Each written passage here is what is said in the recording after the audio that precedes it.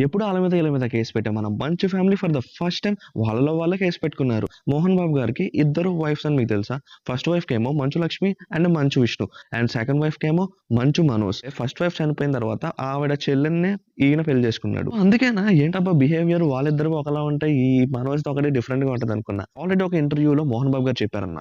ఏంటంటే ఆల్రెడీ ఆస్తి మొత్తం ఈక్వల్‌గా ముగ్గురికి పంచేశానని. హాయ్ గాయ్స్ నా పేరు ఆగతాయి ఆశిష్. ఇంకా మెయిన్ కంటెంట్‌లోకి వెళ్ళిపోతే మోహన్ బాబు గారు చెప్పేదేంటంటే ఆస్తి గురించి, ఫార్మ్ హౌస్ గురించి నా మీద అటాక్ చేశారని ఆయన కేస్ ఫైల్ చేశారు.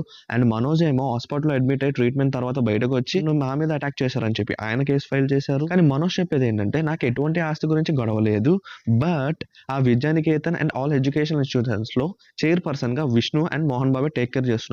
అక్కడ ఎన్నో లుసుకులు, బొక్కలు చాలా జరుగుతున్నాయి. అయన్నీ బయటకు తీయాలి అంటే మనోజ్ గారి ఇన్వాల్వ్‌మెంట్ కంపల్సరీ ఉంది. సినిమాలు ఫ్లాప్ అవుతున్నా ఇన్ని కోట్లు, 100 కోట్లు పెడుతున్నారంటే ఇన్‌కమ్ జనరేట్ అవ్వాలి.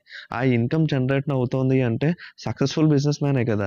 సో, విష్ణుని తీసేసి మనోజ్ గారిని ఎందుకు తీసుకొస్తారు? అండ్ ఈ వీడియో గనుక మీకు నచ్చినట్టయితే సబ్స్క్రైబ్ టు ఆకతాయి ఆశిష్.